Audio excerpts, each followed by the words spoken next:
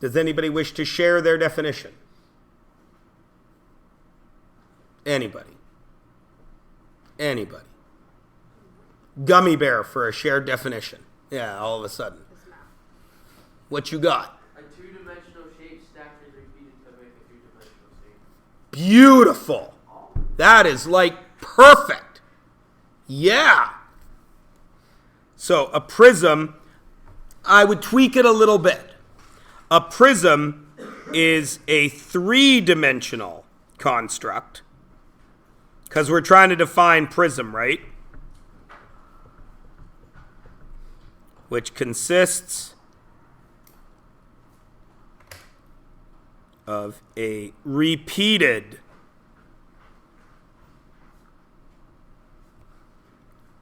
two-dimensional, and I'm going to use the word polygon here, because polygon is just the proper word for shape. Does everybody understand what he has said? Okay, now I'm going to write something here in blue in quotes.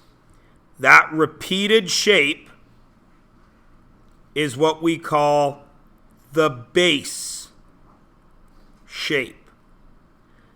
Now there's a problem with that definition, because when I say base, what do you automatically think of?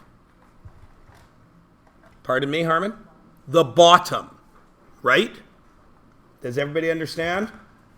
And that makes perfect sense if I'm talking about, indeed, a tower, as Luke was talking about earlier. If we were to draw one, we could draw a rectangle and then repeat it going backwards. Does everybody understand? Where in that drawing is the base? Notice I didn't say base shape. Where would you say is the base of that drawing? That first little rectangle that you drew? You would say it was that? Yeah. See, I would say that is the base shape. But I would say the base is the bottom down here because I build up. Does everybody understand why this becomes problematic? When I say base shape, I mean the repeated shape. I do not mean the bottom. Does everybody understand that? Now, in the world, in real life, we don't like to deal in absolutes, do we? So you have to be careful about this. This is one of the biggest problems that kids have with this unit. They don't recognize when we mean the base shape and when we mean the base. They are two different things, yes? The base shape is the shape that you start from. The base is the bottom, which only exists in the real world, doesn't it? Right? So we're going to draw a couple of other of these because it can be any shape, can't it?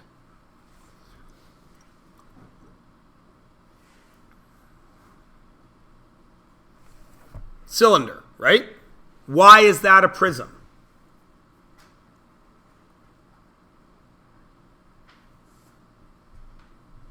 Why have I drawn a cylinder in the prism section?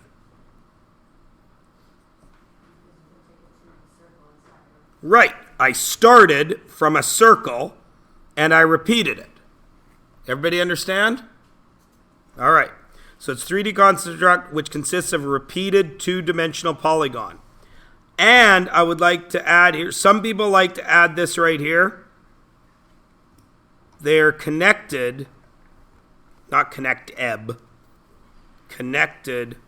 by rectangles. What do you mean they're connected by rectangles, Mr. Myers? Well, there's a rectangle, right? That's between the base shape at the front and the base shape at the back. Everybody understand? Then somebody says, well, circle's not a rectangle. Yes, it is. What shape's that? What shape is that? A cylinder. Two circles connected by a rectangle. Is everybody good? So anything that connects that way. So if I do an octagon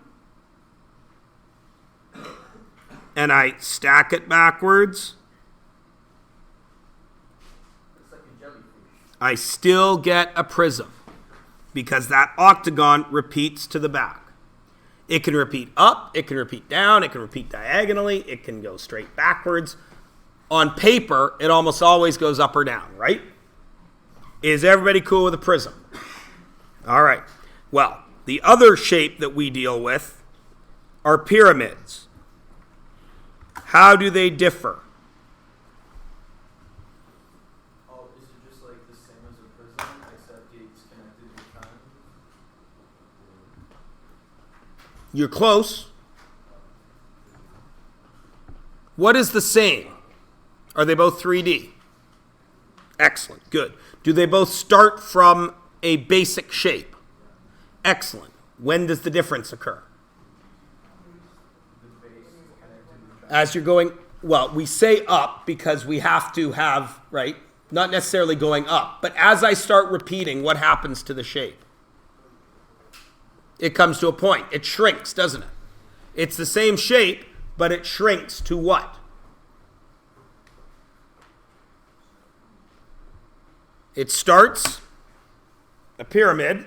You guys have all seen the pyramids in Egypt. It starts as a giant square, right? How does it end? At a point, which is what? What has happened to that final shape? Shrunk, shrunk, shrunk, shrunk, shrunk to what?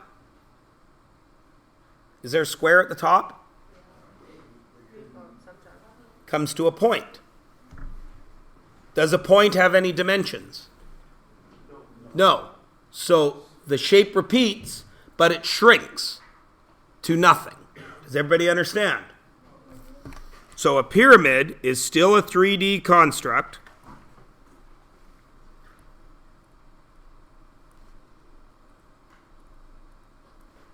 Which consists of a base, or I'll write repeated again, a repeated shape. No, we're going to keep the words the same, sorry. A repeated 2D polygon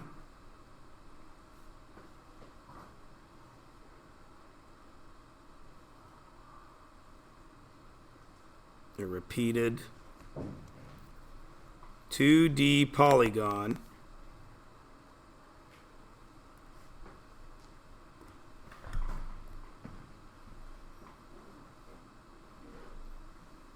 whose dimensions shrink constantly. What do I mean by constantly? It's got to be the same amount all the way up, right? It wouldn't be a pyramid if it went shrink, shrink, shrink, shrink, shrink, then whoop, then shrink, shrink, shrink, shrink, shrink, like a Christmas tree. Does everybody understand? Okay, so let's draw one. Start with a base shape. Might be a rectangle, yeah? And then it goes up to a point. Everybody cool? If I start with a circle, what's going to happen? It's going to go up and make a cone, right? If I start with a triangle, it's going to go up again to a point. Is everybody cool? Prisms, same all the way up. Pyramids shrink. Everybody good? Yeah, all right. Let's start with a nice, easy one that you learned back in the day. We are going to draw and calculate the surface area. As soon as you see the word area, how many dimensions are you dealing with? 2D. How can a prism, because a box is a prism, have only 2 dimensions? There's nothing in it. The box is made up of 6 rectangles, yes? And each rectangle only has 2 dimensions, right? All right. So, draw and calculate the surface area of the box. We're going to do this in 2 ways. One, we're going to draw a box. Make a rectangle, 3 little diagonals, hook them up. Now, just for fun, I'm going to call them Mattios. because that's my name. Cereal box, yeah? All right. Now, in reality, what is that cereal box? It is this shape. What shape is that? A rectangle. How many of them are there? How many of that shape are there? 4? 2. What about that shape? Times 2. What about this rectangle? Times 2. Everyone agree? Okay. How do you find the area of a single rectangle? Area of a rectangle equals LW. Right? Think back to grade 4. If I gave you a rectangle, you'd all go length times width, right? Why doesn't that work now? Because you have to calculate the area of each different. Well, you can calculate the area of each different rectangle. What is the area of the yellow rectangle? It's length times width, isn't it? The area of the yellow rectangle would be length times width. What would be the area of the green rectangle? Length times width. What would be the area of the blue rectangle? Length times width. So we could do it that way.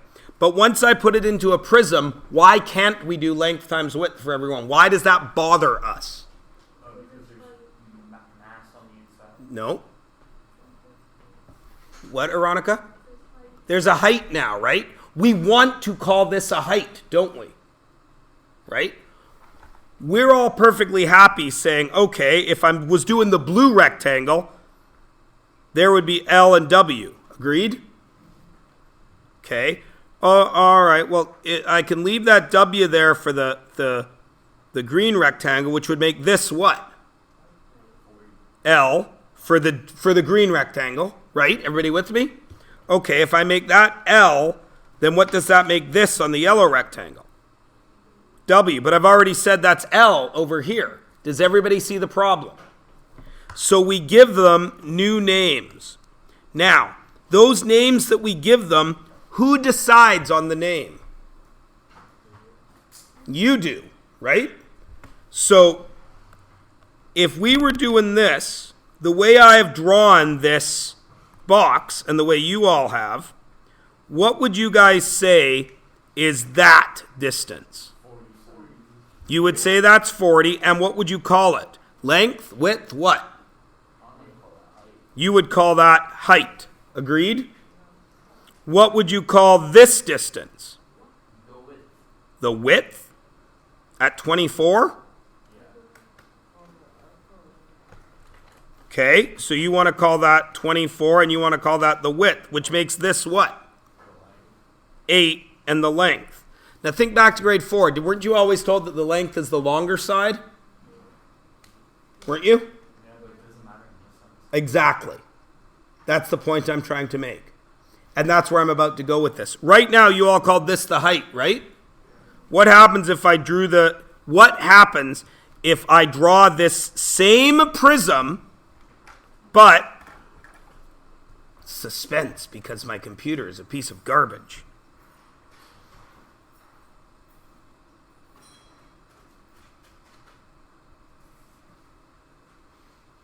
What would happen if I drew this same prism like that? Now what do you want to call that side? Height. Does everybody see the problem? There is no problem. There is no problem. But if you learn length, width, height, then you're in trouble. If you learn dimension, dimension, dimension, you're okay. Does everybody understand? Right? You guys want to call this the base because it's standing up. Right? If I stand up right now, my base is my feet, yes? And this is my height, yes? If I lie down on the ground, my base becomes my back and my height becomes my belly. Is it? I'm still 5'8" if I lie down, aren't I? Everybody understand? So don't get trapped in those formula arguments. Everybody with me? So technically what I have here is 6 rectangles, yeah? So if I wanted to, I could go length times width for the yellow rectangle. And I would have to multiply that by 2, wouldn't I? For the yellow rectangle. Then I could do area of the green rectangle. And that would also be LW times 2. Then I could do area of the blue rectangle. And that would also be LW times 2. And I would get the right answer, wouldn't I? And you could do that. If you look on your sheet, other people have done this many times. They give you a formula for it. Why am I showing you this if you could just fill in a formula? Well, the formula is weird. Surface area of a prism 2 WH plus HL plus LW. When you write it out that way, what operation do you see here and here? Addition. What operation is that? Multiply. 90% of you, the first time you do this, are going to go 2 times that, times that, times that, times that, and you're going to get a crazy gigantic number. And a bunch of you are going to hand that in to me because you're just filling in a formula. Do you understand what I'm saying? That is why I'm taking so long to discuss the fact that it is simply 6 rectangles. Everybody cool? If you're going to use the formula, that's fine. What are W and H the way we've written it? 24 times 40. Right? Give me a second here. The usual. 24 times 40. Then plus, what are H and L the way I've drawn it? 8 plus, what are L and W the way we've drawn it? 8 times 24. Now, to put all that into your calculator, you got to remember bed mass, or you got to be good with your calculator brackets. I would do the middle first. 2. 24 times 40 is what? 960, yes? Plus 40 times 8 is 320, plus 8 times 24 is 192. Then I would add all that up, then I would multiply it by 2. Everybody good? Easy peasy lemon squeezy, right?